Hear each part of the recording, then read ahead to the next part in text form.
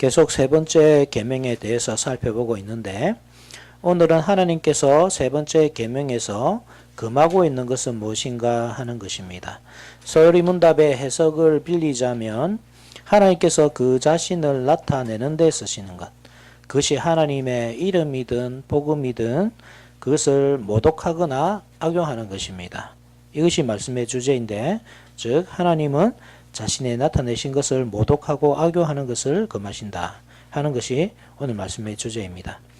우리는 하나님께서 자신을 나타내시는 것을 모독한다는 뜻이 무엇인지, 그리고 악용한다는 뜻은 무엇인지 바르게 알아야 합니다. 그래서 하나님께서 금하시는 일에 대해서는 더욱 주의를 기울여서 오직 하나님께서 기뻐하시는 삶을 살고 예배를 드리도록 해야 하겠습니다. 대지는 첫째, 하나님의 나타내신 것을 모독하는 것은 무엇인가? 둘째, 하나님의 나타내신 것을 악용하는 것은 무엇인가? 이 두 가지입니다. 그러면 하나님께서 나타내신 것을 모독하던 행위란 무엇입니까?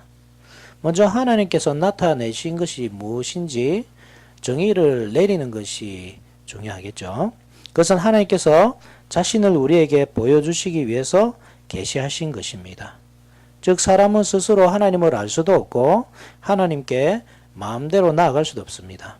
하나님께서 우리에게 오셔야만 하고 하나님께서 스스로 자신을 우리에게 계시해 주셔야 합니다. 그래야 하나님이 누구신지 알 수 있고 또 섬길 수 있다는 것이죠. 그것은 이계명의 말씀을 떠올리도록 하는데, 이계명이 바로 하나님께서 계시하신 그 하나님을 하나님께서 계시하신 방법대로 섬겨야 한다는 내용이기 때문입니다. 즉 3계명은 2계명과 아주 밀접하게 관련이 있습니다. 물론 1계명, 다른 신이 아닌 오직 하나님만을 섬겨야 한다는 이 첫 번째 계명과도 연관이 있지만 이 3계명은 2계명, 즉 하나님을 섬기되 바르게 알고 섬겨야 한다는 것과 무엇보다도 밀접하게 연관되어 있습니다. 하나님의 이름을 망령되이 부르지 말라라고 할 때 부른다는 말은 곧 예배한다는 뜻이기 때문인데, 창세기 4장 25절과 26절에 같이 한번 찾아볼까요? 창세기 4장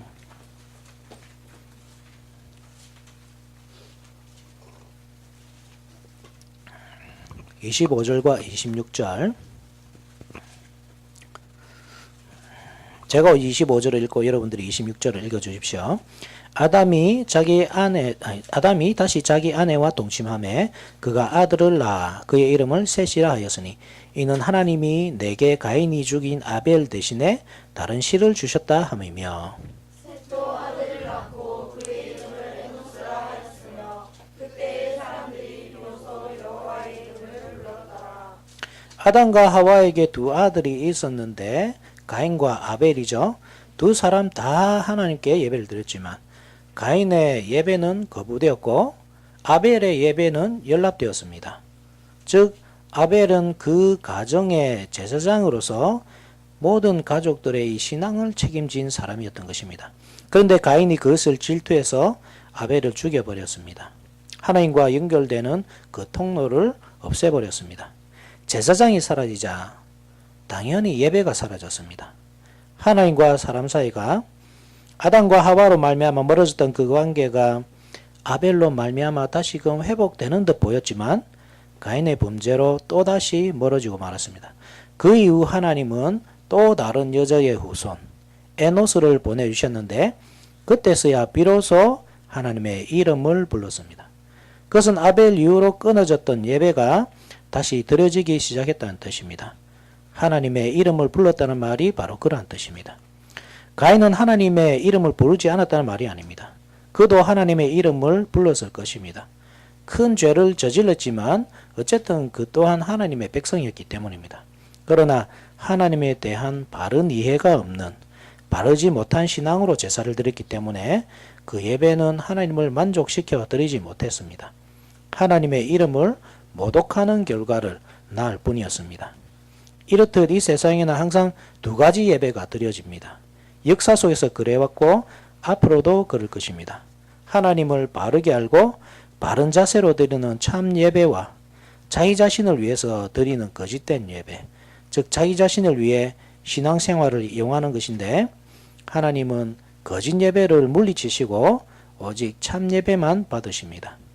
에노스가 하나님에 대한 참 지식과 신앙으로 하나님의 이름을 불렀을 때 하나님은 만족하시면서 그 예배를 받아주셨습니다. 에노스는 2계명과 3계명을 잘 지켰고 그 토대 위에서 참된 예배를 드렸던 것입니다.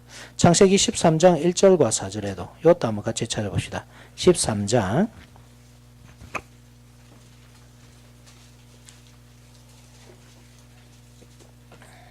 창세기 13장 1절에서 4절 이것도 한 절씩 같이 한번 읽어봅시다. 13장 1절에서 4절 아브라함이 애굽에서 그와 그의 아내와 모든 소유와 롯과 함께 네겝으로 올라가니 아브라함에게 가축과 은과 금이 풍부하였더라.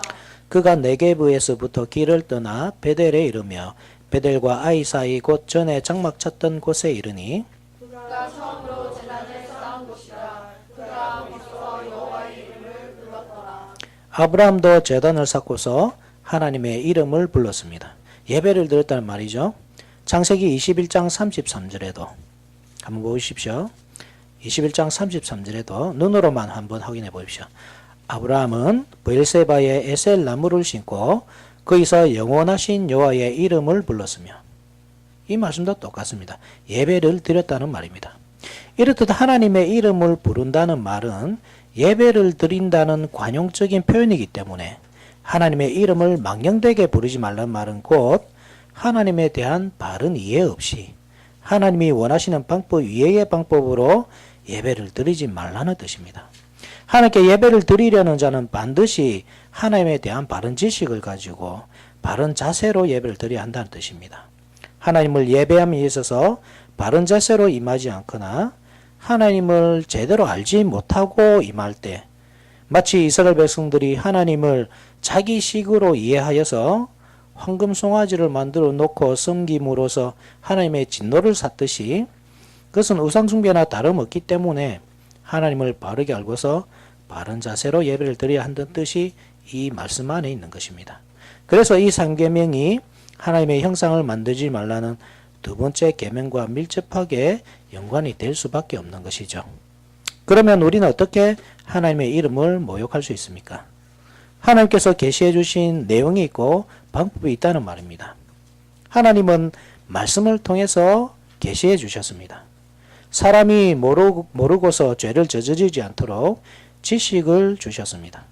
사람이 그 모든 것을 무시하고 자기 마음대로 하나님을 만들어내어 우상숭배와 같이 만들어버릴 때 그것이 바로 하나님의 이름을 모욕하는 것입니다. 이스라엘 백성들을 예로 들자면 그들은 송아지를 만들어 놓고 하나님이라 부르며 섬겼습니다. 송아지는 피조물이죠. 하나님께서 만드신 피조물입니다. 말도 못하고 듣지 못하고 무엇이 좋고 싫은지 자기의 의사표현도 할 수 없는 그런 존재입니다. 그것을 향해서 단지 금을 입혀서 반짝거린다고 하여 하나님이라는 이름으로 불렀으니 그것이 얼마나 모욕적인 행동입니까? 사람들도 때때로 서로 모욕을 주기도 하지만 어떤 식으로 모욕을 주죠? 개나 소와 같은 짐승의 이름으로 모욕하잖아요. 그러면 대부분의 사람들이 심한 모욕감을 느끼면서 기분 나쁘게 반응합니다. 왜 그렇죠? 만물의 영장인 인간으로서 그 존엄성이 훼손당했다고 느끼기 때문입니다. 비록 인식하지는 못할지라도 본능적으로 알고 있습니다. 어떻게 자신을 그러한 짐승들과 같은 취급을 하느냐 하는 것이죠. 사람도 그렇게 명예를 중요시하고 한낱 미물과 비교될 때 심한 모욕감을 느끼는데 하물며 하나님은 어떠시겠습니까? 하나님을 피조물과 같이 만들고 피조물의 상상에 따라 만들고 피조물이 감히 자기가 섬기고 싶은 하나님을 조물주가 필요에 따라 자기의 필요에 따라 무엇을 피조하듯이 자기가 섬기고 싶은 하나님을 피조한다고 할 때 얼마나 심한 모욕이 되겠느냐는 말입니다. 하나님은 그것을 금하시는 것입니다. 하나님을 함부로 생각하여 재단하지 말라. 자기가 섬기고 싶은 하나님을 마음대로 만들어내지 말라. 하나님을 자기가 섬기고 싶은 방법으로 섬기지 말라 하는 뜻이 그 속에 있는 것이죠. 우리가 한 가지 더 기억해야 할 것은 예배는 꼭 주일날만 드려지는 것이 아니기 때문에 이 말씀은 우리의 전 삶 속에서도 적용된다고 하는 것입니다. 우리의 삶이 예배입니다. 우리는 모든 삶 속에서 하나님을 예배해야 합니다. 그렇다고 할 때 우리 삶이 하나님을 모욕할 수도 있다는 사실을 기억해야 합니다. 어떤 때 하나님이 모욕을 받으시죠? 우리가 하나님의 뜻대로 살지 않을 때, 말씀을 주실 때 그 말씀대로 순종하며 살지 않을 때 하나님의 이름이 모욕을 받으십니다. 로마서 2장 24절과 같이 기록된 바와 같이 하나님의 이름이 너희 때문에 이방인 중에서 모독을 받는도다. 따라서 우리는 그리스도인으로서 항상 바른 삶을 살아야 합니다. 윤리 도덕적인 이야기가 아니죠. 하나님의 말씀을 따라 살아야 한다는 말입니다. 그리스도인에게 바르게 사는 것은 말씀에 순종하는 삶입니다. 그리스도인은 순종하는 삶을 살아야 합니다. 우리가 순종하며 살 때 당하는 고난은 그리스도인으로서 감수해야 할 부분입니다. 그것을 피하기 위해서 불순종하면 안 됩니다. 즉 이방인들에게 잘 보이기 위해서 주일 성수를 하지 않는다거나 불법에 동조한다거나 또 불법을 저지르는 행동을 하지 말아야 합니다. 그러나 말씀에 순종한 것 때문에 고난을 당한다고 할 때 교회 다니는 사람은 어쩔 수 없다. 어쩔 수 없이 저렇게 주일 성수도 하지 않고 우리와 함께 하지 않는다 하는 식으로 욕을 먹는다고 해도 그것은 감수해야 하는 일입니다.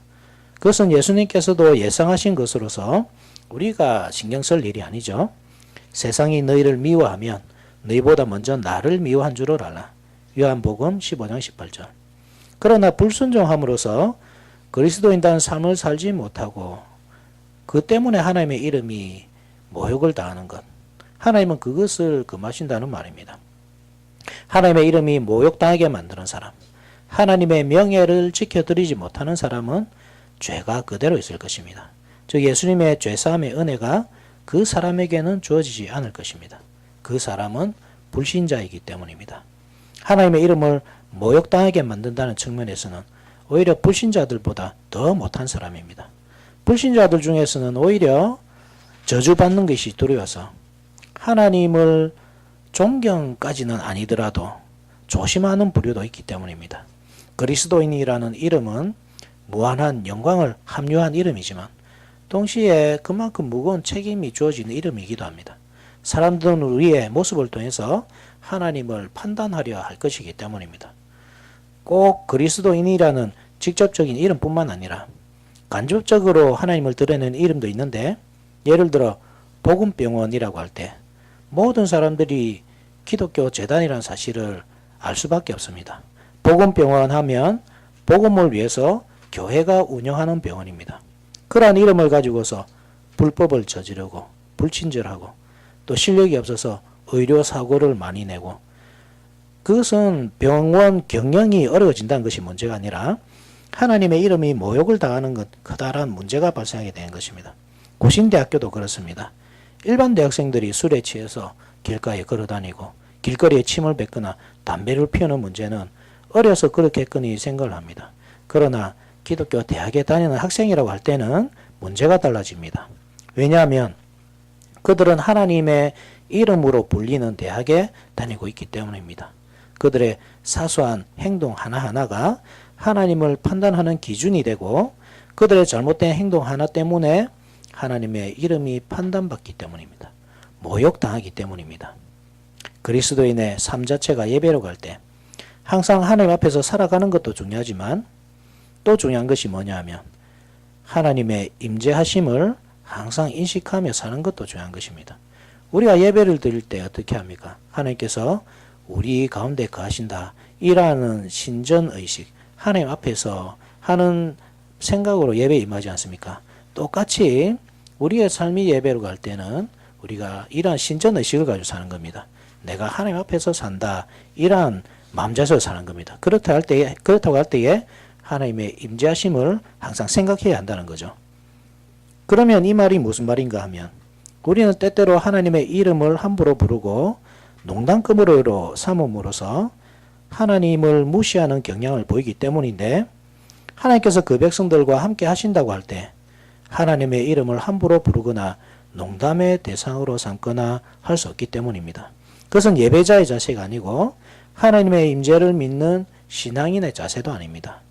우리 하나님은 그 백성들이 부를 때에 귀를 기울이시고 응답하시는 분이십니다. 그러한 사실을 알고 있을 때 아무 의미 없이 하나님의 이름을 부를 수 없을 것이며 농담거리로 삼지도 않을 것입니다.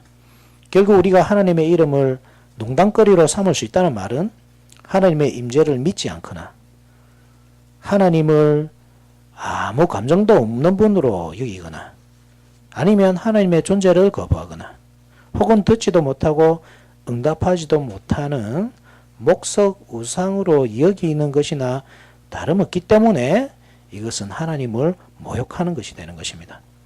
찬송하는 문제에 있어서도 우리는 주의 깊게 가사를 살펴야 합니다. 그 속에는 잘못된 하나님의 형상이 있을 수 있고 그것을 듣고 부름으로써 우상에 대한 신앙 고백이 내 입에서도 나도 모르게 고백될 수 있기 때문입니다. 하나님을 위한 찬송이라고 해서 항상 하나님께 영광이 되는 것이 아닙니다. 그 안에 잘못 이해된 복음이 있고 바르지 못한 신앙 고백이 있다고 할 때 하나님을 모독하는 결과를 낳을 수 있기 때문에 찬송을 듣고 부르는 문제도 주의가 요구되는 것입니다. 그래서 법적으로 찬송은 목사가 가르치게 되어 있고 목사의 지도하에서 불러야 합니다. 내가 듣고 부르는 것인데 어떨까 생각하면 안 되고 그것은 예배와 밀접하게 관련이 있기 때문에 항상 목회자의 지도를 받아야 합니다. 우리는 예배자로 부름받은 사람들입니다. 하나님께서 우리를 지으신 목적은 서리문답 제1문답에서 밝히고 있듯이 하나님을 영화롭게 하고 그를 영원토록 즐거워하는 것입니다. 즉 하나님은 우리가 예배를 드릴 때에 이 예배의 자리에서 예배를 드릴 뿐만 아니라 우리 삶의 자리에서 예배를 드릴 때에 기뻐하시고 또 영광을 받으시는 분이시기 때문에 우리는 항상 바른 자세로 하나님에 대한 참된 지식을 가지고 예배에 임해야 합니다. 우리가 바른 자세로 하나님께 대한 참된 지식으로 예배를 드릴 때에 하나님은 기뻐 받으시고 우리의 모습을 통해서 영광을 얻으시지만 우리가 바르지 못한 자세로 예배에 임하고 바르지 못한 삶의 태도로서 일관할 때에 하나님은 영광을 받으시기보다 모욕을 받으십니다. 그 영광스러운 이름이 모욕을 당할 때에 하나님은 우리를 기뻐하시기보다 싫어하시며 저주하실 것이란 말입니다. 두 번째로 하나님의 나타내신 것을 악용하는 것은 무엇인가 하는 문제입니다. 앞서 하나님의 이름이 모욕을 당하는 것이 우리의 잘못된 예배와 삶의 태도라고 할 때 악용하는 것도 다르지 않습니다. 우리는 잘못된 예배와 삶의 태도로서 하나님의 계시해 주신 이름과 복음을 악용할 수가 있습니다. 이 세 번째 계명이 두 번째 계명과 관계에 있다는 사실을 염두에 두고서 사람들이 우상을 만들어 섬기는 이유가 무엇입니까? 하나님은 자신을 계시해 주셨습니다. 선지자들과 사도들을 통해서 말씀을 주셨고 따라서 우리는 그 말씀에 계시된 하나님을 그 말씀에 계시된 방법대로 섬겨야 하지만 그렇게 하지 않고 자신만의 하나님을 만들어내어서 섬기고자 하는 이유가 무엇입니까? 하나님을 자기의 목적에 맞게 이용하겠다는 것이죠. 그것이 악용하는 것입니다. 우리는 개인적인 신앙, 내가 만난 하나님, 혹은 다른 사람이 직접적으로 경험한 그러한 경험적인 신앙에 대해서는 철저히 살펴보아야 합니다. 그것은 말씀의 점검을 받아야 하고 성경에 계시되지 않은 하나님의 상을 그 속에 내포하고 있다고 한다면 그 신앙으로부터 돌아서야 합니다. 그것은 우상숭배이기 때문입니다. 경험이 계시가 될 수 없습니다. 그것은 바르지 못한 신비주의입니다. 하나님의 계시는 오직 말씀밖에 없고 경험은 항상 말씀의 점검을 받아야 합니다. 말씀의 지지를 받지 못하는 경험은 마귀 사탄의 장난일 뿐입니다. 그래서 우리는 다른 곳에서 설교를 듣거나 강의 듣는 것도 주의해야 하는데 그 속에 올바르지 않은 계시가 나타날 수 있고 그것은 우리의 신앙을 살찌우는 것이 아니고 오히려 병들게 만들기 때문입니다. 말씀으로 충분합니다. 주일날 선포되어지는 말씀으로 만족해야 하고 우리의 숙제는 그것을 어떻게 내 삶으로 살아낼까 하는 것이지 더 많은 지식, 더 많은 은혜가 계속 주입식으로 주어지는 것이 아닙니다. 만약 그렇다면 우리 교회도 만약 그렇게 사는 것이 진리라고 한다면 우리 교회도 매일매일 모여서 예배를 드릴 것입니다. 그것이 하나님의 뜻이 아니기 때문에 우리는 일주일에 한 번 예배를 드리고 나머지 6일은 각자의 삶의 자리에서 그 말씀과 씨름하며 사는 것입니다. 그렇게 말씀을 은혜의 방편으로 이용해야 합니다. 적극적으로 이용해야 하고 이용하지 않는 것이 악용하는 것입니다. 예배를 드릴 때도 마찬가지입니다. 말씀을 들을 때 자기에게 유리하게끔만 적용하는 사람들이 있죠. 저주에 관한 말씀은 저 사람이 반드시 들어야 된다고 그러고 복에 관한 말씀은 마땅히 나에게 향한 말씀이고 모든 말씀이 나에게로 향합니다. 하나님은 나에게 말씀을 주시는 것입니다. 그것을 잘 이용하라고. 그런데 그것을 선별적으로 이용한다고 할 때 그것은 악용하는 것이죠. 어떤 사람은 목회자의 설교를 마음대로 조정하려고 시도하기도 합니다. 이렇게 저렇게 설교하세요. 지옥, 죽음, 저주 이런 설교는 하지 마세요. 목회자들은 그 지도를 잘 따르죠. 부끄러워해야 합니다. 그것이 무엇입니까? 말씀을 이용해야겠다는 것입니다. 복음을 선별적으로 듣겠다는 말은 자신의 마음의 안정을 위해서 또는 평안을 위해서 복음을 이용하겠다는 뜻입니다. 참 평안은 복음을 통해 오는 것이지 복음과 상관없이 단지 위로해 주는 말이라고 해서 칭찬해 주는 말이라고 해서 줄여지는 것이 아닙니다. 복음에는 복과 저주가 함께 들어있고 그것이 함께 선포되어야 참 복음인 것입니다. 그러한 참된 복음을 거부하면서 평안을 기대할 수 없습니다. 거짓된 평안과 자기 만족을 위해서 복음을 이용할 뿐인 것이죠. 그것은 기본적으로 하나님의 말씀을 믿지 않는 것입니다. 하나님의 말씀이 아니기 때문에 마음대로 조정도 하고 타협도 하고 그렇게 해도 무방하다고 생각합니다. 하나님은 천국도 말씀하셨지만 지옥도 말씀하셨고 구원을 이야기하시지만 심판도 이야기하셨습니다. 십자가 없이 어떻게 예수 그리스도의 구원 사역을 이야기할 수 있고 죽음을 이야기하지 않고서 어떻게 생명에 대해서 이야기할 수 있겠습니까? 사람이 말씀의 주인이 되고자 해서는 안 되고 말씀의 판단자가 되려 해서도 안 됩니다. 설교자는 반드시 하나님의 말씀을 있는 그대로 전해야 하고 하나님의 백성들은 그 말씀을 고지 곧대로 믿고 신뢰하고 받아들여야 합니다. 자신에게 유리한 것만 듣고 듣기 좋은 말만 들으려 하는 것, 그것이 악용하는 것입니다. 복음을 악용하고 하나님의 이름을 악용하고 예배를 악용하는 것입니다. 신앙생활을 통해서 이득을 얻으려는 시도 또한 마찬가지입니다.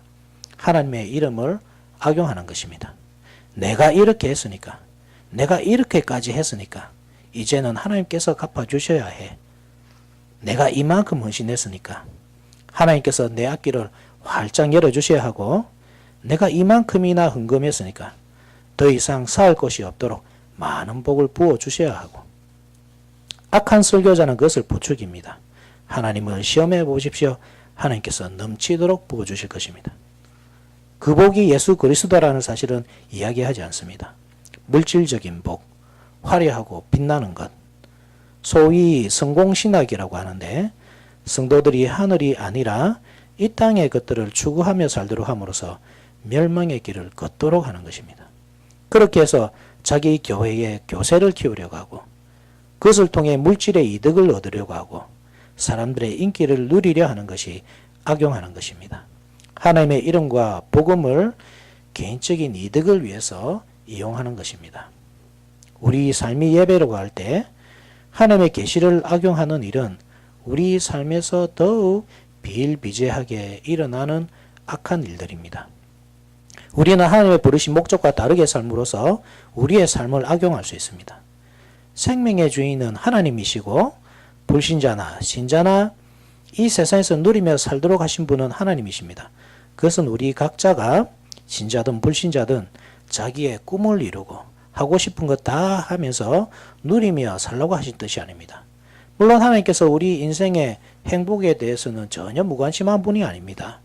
행복을 누리되 잘못된 행복이 아니라 참된 행복을 누리시기를 바라십니다. 그것이 무엇입니까? 하나님을 영화롭게 하고 그를 영원토록 즐거워하는 것입니다. 신명기 33장 29절을 보면 같이 한번 찾아봅시다. 신명기 33장 29절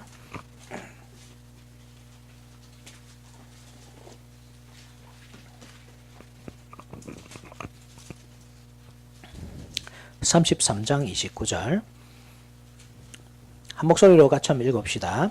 신명기 33장 29절 시작. 이스라엘이여 너는 행복한 사람이로다. 여호와의 구원을 너같이 얻은 백성이 누구냐? 그는 너를 돕는 방패시요 내 영광의 칼이시로다. 내 대적이 내게 복종하리니 내가 그들의 높은 곳을 밟으리로다. 아멘. 하나님은 이스라엘 백성들을 향해서 행복한 사람이라고 하시는데 그들이 이 말씀을 듣던 당시 어디에 있는지를 생각해 보십시오. 그들은 광야 생활 중에 있습니다. 신명기가 광야 생활 중에 있는 백성들, 광야 생활을 갓 시작한 백성들이 아니라 이미 40여 년의 시간을 보낸 출애굽 2세대들에게 주시는 말씀이라고 할 때 그들이 어떤 삶을 살았을지 상상해 보십시오. 광야 생활 가운데서 할 수 있는 일이 무엇입니까? 학교를 다니고 학원을 다니고 자신의 꿈을 위해 준비를 하고 그 꿈을 이루며 살 수 있었을까요?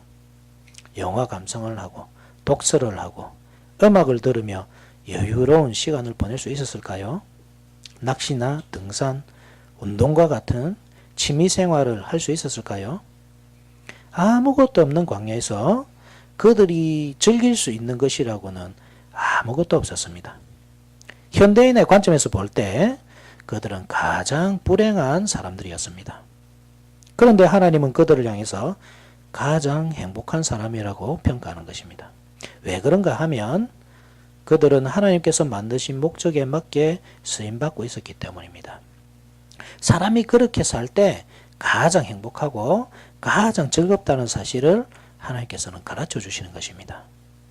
우리는 행복을 얻기 위해서 여기저기 기웃거리기도 하고 사람을 만나기도 하고 취미생활을 하기도 하고 직업을 갖기도 하고 돈을 모으기도 하지만 결국 그것은 헛된 노력일 뿐이고 참 행복은 하나님으로부터 우리가 하나님을 영화롭게 하고 그를 영원토록 즐거워하도록 부르신 그 부르신 목적에 맞게 살아갈 때 우리에게 주어지는 것입니다. 그렇기 때문에 우리는 그 목적에 따라서 살아야 합니다. 그 목적, 하나님께서 만드신 목적을 벗어나서 하나님께서 원하시지 않는 삶을 산다고 하면 우리는 우리의 삶을 악용하는 것입니다. 하나님께서 주신 우리의 생명, 우리에게 주신 시간, 우리에게 주신 재능과 능력, 그 모든 것을 허비하는 것이므로 악용하는 것입니다. 그것은 죄입니다. 하나님은 그것이 죄라고 말씀하십니다. 하나님께서 주신 삶을 하나님을 위해 살지 않고 자신을 위해서 살 때에 그것은 죄가 됩니다. 세 번째 계명을 어기는 것이며 하나님의 이름을 망령되게 부르는 것입니다. 우리의 삶의 목적은 오직 하나님께만 있습니다. 우리의 삶의 모든 방향을 하나님께로 향해야 합니다. 공부도 하나님을 위해서 해야 하고 직장생활도 하나님을 위해서 해야 하고 사람을 만나는 것도 결혼도 하나님을 위해서 해야 하고 경제활동조차도 하나님을 위해서 해야 합니다. 심지어 숨 쉬는 것도 하나님을 위해서, 밥을 먹어도 하나님을 위해서여야 합니다. 그것을 이해하고 하나님을 위해 사는 사람이 이 세 번째 계명을 잘 지키는 사람이고 그렇지 않은 사람, 자신을 위해서 자신의 영광과 기쁨을 위해서 사는 사람이 이 세 번째 계명을 지키지 않는 사람입니다. 하나님은 그러한 사람에게 말씀하십니다. 죄가 그대로 있을 것이라고. 그리스도의 사죄의 은혜가 그 사람에게는 미치지 않을 것이라고 말입니다. 말씀을 맺겠습니다. 소리문답 55문답을 한 번 더 확인해 보시면 제3계명에서 금하는 것은 무엇입니까? 제3계명이 금하는 것은 하나님께서 그 자신을 나타내는데